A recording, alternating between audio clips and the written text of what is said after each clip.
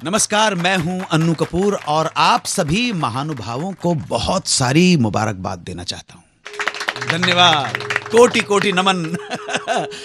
मुबारकबाद इसलिए कि हमारा शो एक कामयाब शो है और इसकी कामयाबी में पूरा का पूरा श्रेय आप सब लोगों को जाता है। कामयाबी का इस बात से पता लगता है कि आप जो श्रोता हैं उनके साथ साथ हमारे स्टूडियो की ऑडियंस भी बढ़ती चली जा रही है। आज हमारा स्टूडियो खचाखच भरा हुआ है ऑडियंस से। मैं इस हमारी ऑडियंस का स्वागत करता हूं। भाई, लग रहा है कहां बड़े बड़े दूर दूर से आप लोग आए। करीब आ जाइए तो फिर जिक्र छेड़ूंगा सन 1980 का, 1980 की फिल्मों का, किस्सों का, कहानियों का दास्तान। तो चलिए शुरू करते हैं आज का शो और बात करते हैं 1980 की सबसे महंगी मेगा फिल्म की। इस फिल्म का स्केल, कास्टिंग और बजट सब कुछ बहुत बहुत विशाल था।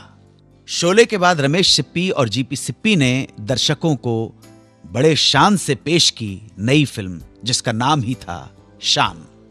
शान में भी रमेश जी शोले की मोस्ट सक्सेसफुल जोड़ी अमिताभ बच्चन और धर्मेंद्र को ही रिपीट करना चाहते थे।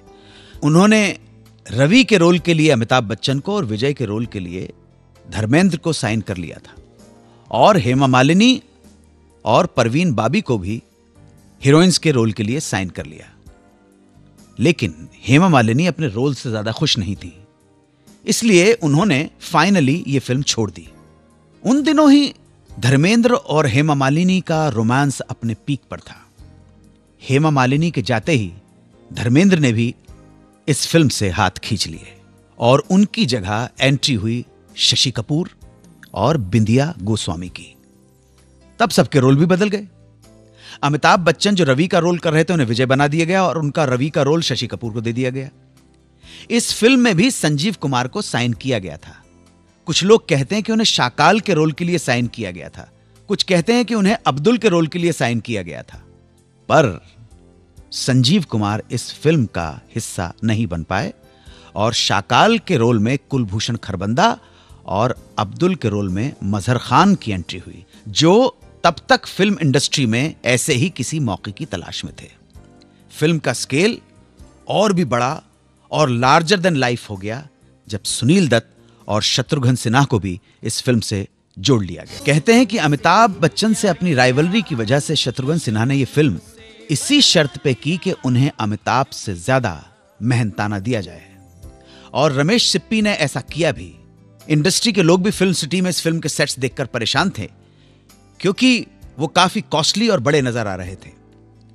आम जनता की भी इस फिल्म से एक्सपेक्टेशन बहुत ज्यादा बढ़ गई थी।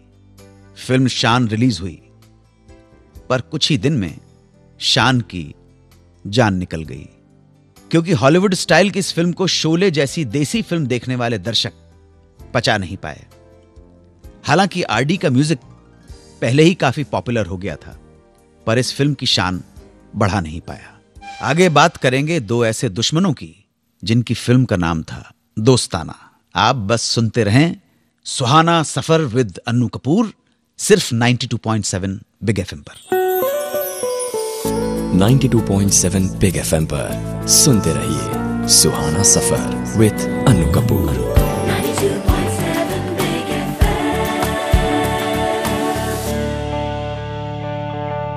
जनाब, आज बात कर रहे हैं 1980 की फिल्मों की, गीतों की और इनसे जुड़ी कहानियों की। बात करते हैं 1980 की एक बहुत चर्चित फिल्म जिसका नाम था दोस्ताना। चर्चित इसलिए कि उन दिनों इस फिल्म के हीरो अमिताभ बच्चन और शत्रुघ्न सिन्हा की दोस्ती से ज्यादा इनकी दुश्मनी के चर्चे थे। इस फिल्म को डायरेक्ट किया था राज खोसला ने, जिनकी इन दोनों और इस फिल्म की हीरोइन जीनत अमान के साथ पहली फिल्म थी। शत्रुघ्न फिल्मों में अमिताभ के सीनियर थे। जब अमिताभ बच्चन फिल्मों में आए तब तक शॉटगन को छोटे छोटे मगर इंपॉर्टेंट रोल मिलने शुरू हो गए थे। महमूद साहब के यहां दोनों की मुलाकातें होती थी और ये दोनों अच्छे दोस्त भी बन गए। अमिताभ बच्चन के कहने पर भी, ना चाहते हुए भी, शत्रुघ्न सिन्हा ने Bombay to Goa film accept कर ली। वक्त बदला और शत्रुघ्न सिन्हा को लीड रोल मिलने शुरू हुए। उन्हीं दिनों शत्रु साहब को शोले में जय का रोल ऑफर हुआ, पर क्योंकि वो सेकंड हीरो रोल था इसलिए उन्होंने इनकार कर दिया। यहां तक कि दीवार भी उन्हें जहन में रखकर लिखी गई थी। पर जनाब, एक दिन उन्हें पता चला कि वो रोल अमिताभ के पास चला गया और बदलते वक्त में अमिताभ बच्चन बन गए स्टार और शत्रुघ्न भी पॉपुलर हो गए। मुलाकातों का दौर कम होने लगा। शत्रुघ्न सिन्हा का कहना है कि फिल्म काला पत्थर में जब उन्हें लेने की बात हुई तो अमिताभ बिल्कुल नहीं चाहते थे कि उन्हें कास्ट किया जाए, लेकिन उनके मना करने के बावजूद काला पत्थर में उन्हें कास्ट कर लिया गया। इस सेट पर अमिताभ बच्चन उनसे बात तक नहीं करते थे। काला पत्थर की रिलीज के बाद इन दोनों ने जो सीन साथ किए उनमें भी शत्रुघ्न को दर्शकों ने ज्यादा पसंद किया, पर दोस्ताना पहले ही शुरू हो चुकी थी, इसलिए यह फिल्म जल्दी कंप्लीट हुई और इन दोनों की साइलेंट फाइट्स की खबरों ने दोस्ताना को बॉक्स ऑफिस पे गर्म कर दिया। फिल्म रिलीज हुई और हो गई हिट। यह राज खोसला की आखिरी हिट फिल्म थी। कहते हैं अमिताभ बच्चन को एक प्रॉब्लम यह भी थी कि शत्रुघ्न शूट पे लेट पहुंचते थे। शान और नसीब के बाद अमिताभ बच्चन ने शत्रुघ्न के साथ काम करना बंद कर दिया और ये दोस्ताना बदल गया दुश्मनी में। वापस आके बात करेंगे फिल्म एक्ट्रेस रेखा की। पता नहीं क्यों इस नाम से महान कवि हैं, हमारे मित्र हैं, बड़े भाई हैं, श्री अशोक चक्रधर जी का नाम याद आ जाता है। उन्होंने रेखा के ऊपर 2 लाइनें बहुत अच्छी कही हैं कि हमारा देश भी कमाल का देश है, हमारा देश भी कमाल का देश है। इस देश में रेखा की गरीबी तो मिट सकती है, लेकिन गरीबी की रेखा कभी नहीं मिट सकती। हमारा देश कमाल का देश है। आप बस सुनते रहें सुहाना सफर विद अन्नू कपूर, सिर्फ 92.7 बिग एफएम पर। 92.7 बिग एफएम पर सुनते रहिए सुहाना सफर विद अन्नू कपूर।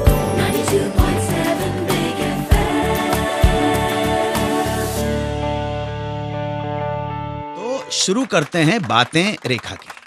आपको याद है रेखा की पहली फिल्म, जब वो फिल्मों में आई थी, जब पहली डेब्यू फिल्म, कोई अंदाजा लगा सकते हैं आप कौन सी फिल्म थी? सावन भादो। रंग है नशीला, अंग अंग है नशीला। बिल्कुल।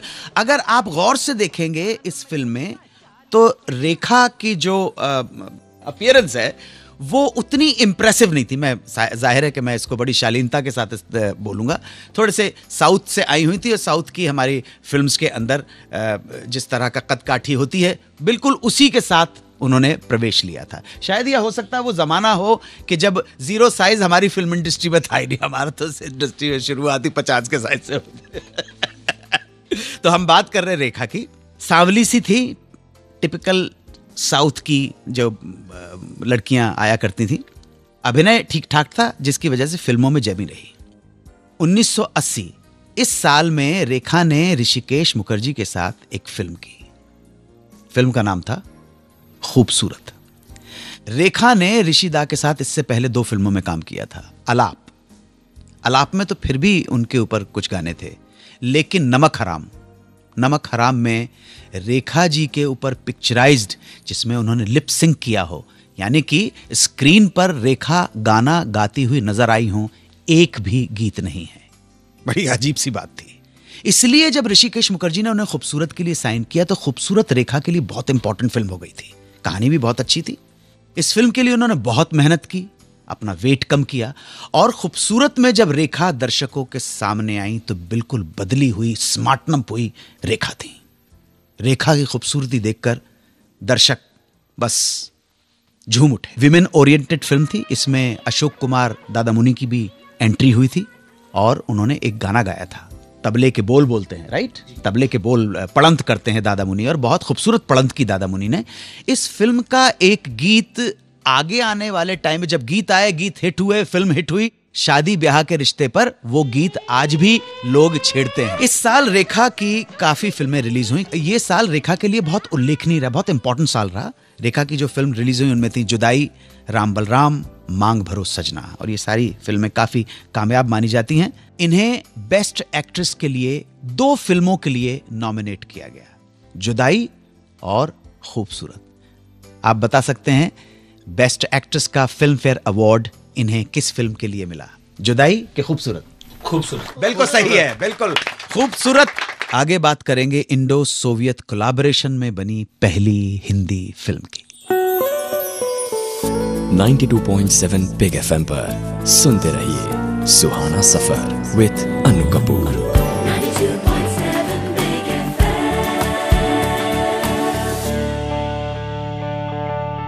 प्रोड्यूसर एफसी मेहरा के एक Russian film company Soviet film से बहुत अच्छे ताल्लुकात थे। एफसी मेहरा की प्रोडक्शन कंपनी का नाम था ईगल फिल्म्स और Russian film company Soviet film. ये दोनों मिलकर फिल्मों का निर्माण करना चाहते थे। इसके लिए 2 कहानियों को चुना गया, 2 स्क्रिप्ट सामने आई और चुना गया उनके डायरेक्शन के लिए गुलजार और यश चोपड़ा को। इसी सिलसिले में एफसी मेहरा और Umesh Mehra Tashkent film festival में पहुंच गए, जहां इनकी मुलाकात हुई सोवियत फिल्म्स के अधिकारियों से। डिस्कशन हुआ, चर्चाएं हुई, बहस मुबाहिसे के बाद दोनों स्क्रिप्ट्स सोवियत फिल्म्स ने रिजेक्ट कर दी, पसंद नहीं आई। पर उन्होंने इन दोनों को आगे की चर्चा के लिए रोक लिया। काफी मुलाकातों और चर्चाओं के बाद अरेबियन नाइट्स की एक कहानी फाइनल कर दी गई, अली बाबा 40 चोर की कहानी। सोवियत फिल्म्स के अधिकारियों को भी कहानी पसंद आई, पर समस्या यह थी कि इसे डायरेक्ट कौन करेगा। जब सोवियत फिल्म्स के अधिकारियों ने एफसी मेहरा से पूछा कि इस फिल्म को डायरेक्ट कौन करेगा, तो एफसी मेहरा को लगा कि पिछली बार की तरह मौका हाथ से नहीं निकल जाए, इसलिए उन्होंने तपाक से उमेश मेहरा का नाम आगे कर दिया। सोवियत फिल्म्स के अधिकारियों को भी इस नाम से कोई परेशानी नहीं थी। अली बाबा के रोल के लिए धर्मेंद्र और मर्जीना के रोल के लिए हेमा मालिनी को साइन कर लिया गया। फिल्म को लार्जर देन लाइफ बनाने के लिए इस कहानी में कुछ नए कैरेक्टर्स और घटनाओं को भी ऐड कर दिया गया, जिसकी वजह से जीनत अमान और कुछ रशियन एक्टर्स को भी साइन किया गया। म्यूजिक का डिपार्टमेंट संभाला आर.डी. बर्मन और आनंद बख्शी की हिट जोड़ी ने। बड़े बजट की और कमाल की फिल्म थी। स्पेशल इफेक्ट्स के साथ पहली ही इंडो रशियन कोलैबोरेशन में बनी अली बाबा 40 चोर को रिलीज किया गया और अली बाबा 40 चोर को जनता ने हिट बना दिया। इस फिल्म ने दर्शकों का दिल जीत लिया, सुपरहिट फिल्म रही, क्योंकि इस फिल्म के पहले इतने बड़े और कमाल के स्पेशल इफेक्ट्स कभी देखे नहीं गए थे इंडियन स्क्रीन पर। फिल्म का संगीत भी बहुत सफल रहा और एक बार फिर धर्मेंद्र और हेमा मालिनी की जोड़ी बॉक्स ऑफिस पे सुपरहिट साबित हुई। सुभाष घई ने अपने डायरेक्शन के करियर की शुरुआत जिस हीरो को लेकर की थी वो शत्रुघ्न सिन्हा थे। 3 फिल्में लगातार शत्रुघ्न सिन्हा के साथ करने के बाद वो क्या वजूहात थी कि उन्होंने चौथी फिल्म में शत्रुघ्न सिन्हा को हीरो नहीं लिया, जानेंगे थोड़ी देर में। आप सुनते रहें सुहाना सफर विद अन्नू कपूर, सिर्फ 92.7 बिग एफएम पर। 92.7 बिग एफएम पर सुनते रहिए सुहाना सफर विद अनु कपूर।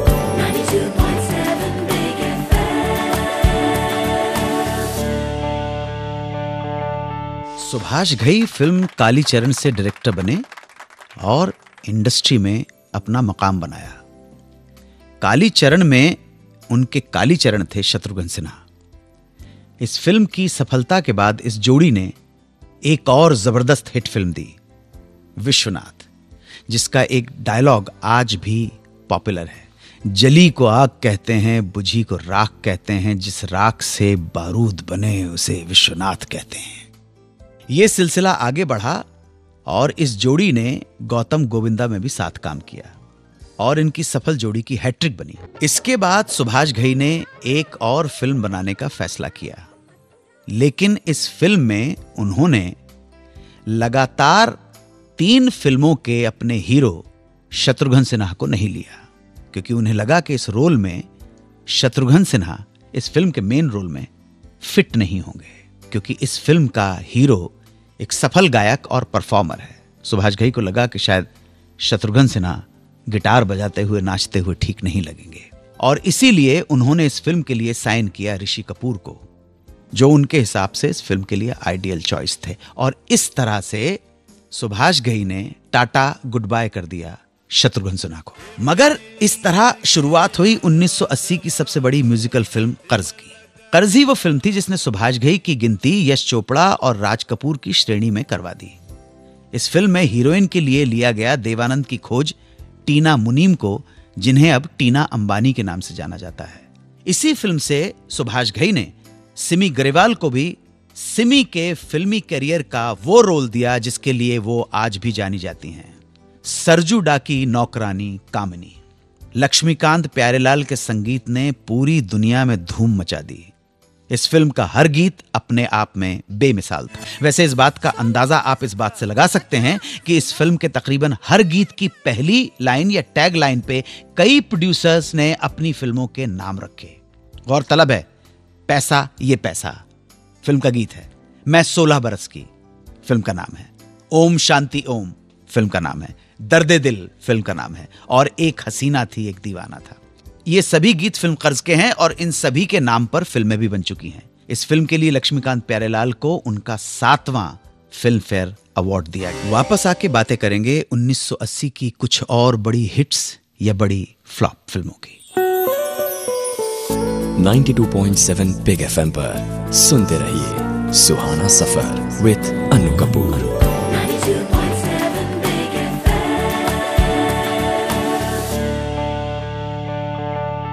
बात कर रहे हैं सन 1980 की। इस साल की सबसे चर्चित फिल्मों में से एक फिल्म थी बी.आर. चोपड़ा की फिल्म का नाम था इंसाफ का तराजू। जुडिशरी, न्यायपालिका, न्याय व्यवस्था और बलात्कार जैसे गंभीर विषय पर यह फिल्म बनाई थी बी.आर. चोपड़ा साहब ने। 33 साल पहले बी.आर. ने इस विषय पर इस फिल्म का निर्माण किया और यह साबित कर दिया कि वो अपने वक्त से आगे सोचते हैं, उनका विजन है, कहीं एक दूरदृष्टि है। आज ये समस्या कितनी बड़ी हो गई है हम सब बहुत अच्छी तरह से जानते हैं। ये फिल्म अभिनेता राज बब्बर की पहली फिल्म थी। नेगेटिव रोल किया था इन्होंने इसमें। साथ साथ समानांतर सिनेमा का दौर भी आगे बढ़ रहा था और चल रहा था। इस साल गोविंद निहलानी ने आक्रोश से अपने निर्देशक जीवन की शुरुआत की। इस फिल्म के लिए नसीरुद्दीन शाह को बेस्ट एक्टर का, ओम पुरी को बेस्ट सपोर्टिंग एक्टर का और गोविंद निहलानी को बेस्ट डायरेक्टर के नेशनल अवार्ड्स मिले। इस फिल्म ने कई इंटरनेशनल फिल्म फेस्टिवल में भी भारत का नाम रोशन किया। सईद मिर्जा की फिल्म अल्बर्ट पिंटो को गुस्सा क्यों आता है, यह फिल्म का नाम था। इस फिल्म में अल्बर्ट पिंटो के गुस्से को स्क्रीन पर साकार किया था नसीरुद्दीन शाह ने। इसी साल जे ओम प्रकाश की फिल्म आशा को भी बहुत बड़ी सफलता हासिल हुई। आशा फिल्म। इस साल राजेश खन्ना की बंदिश, आंचल, फिर वही रात, रेड रोज और थोड़ी सी बेवफाई जैसी कुछ सफल और कुछ एवरेज फिल्म्स रिलीज हुई। फिल्म थोड़ी सी बेवफाई के गीत हजार राहें मुड़ के देखी, कहीं से कोई सदा ना आए। 92.7 बिग एफएम पर सुनते रहिए सुहाना सफर विद अनु कपूर।